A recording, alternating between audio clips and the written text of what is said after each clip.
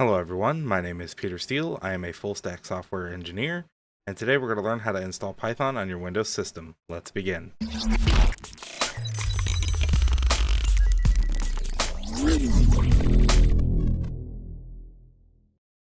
So the first thing that you're going to want to do is navigate over to python.org, hover over the downloads, and click on this Python 3.11.1 button. Now you may be watching this in the future, and it's a different version number. That's completely okay. Just click on it, and it'll ask where do you want to download it to your system. To save time, I've already downloaded it to my downloads folder. You would hit save. I'm just going to hit cancel. To actually install it, all we need to do is double click, and you'll be greeted with two options here, install now and customize installation. In this instance here, I would make sure you add the Python exe to path, go to the customize installation, and make sure that the PyLauncher is checked and ready to go. Click on next, click on install, and let it do its thing. When it's done, we'll come back, we'll test out the installation, and show you a little bit about what PyLauncher is all about.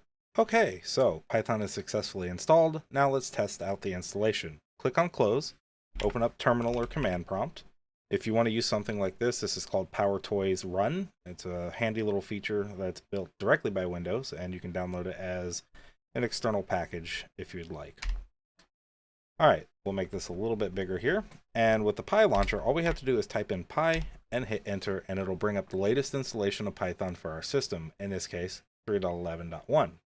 Now, if you want to open up another installation, say you have multiple installations of Python on your system, which is completely valid, all you have to do is type in py-3. whatever, in this instance 3-10, and it'll open up that version of Python for us. We'll exit that. I also have Python 2.7 installed, so to access that, we just need to type in py-2. In this instance here, I don't need to give the other numbers because I only have one version of it, and it'll bring that up for us as well. So that's how you install Python on the Windows system. I hope you guys enjoyed, and if you have any questions or comments, please leave them down below. And as always, thank you for watching, and we'll see you in the next video.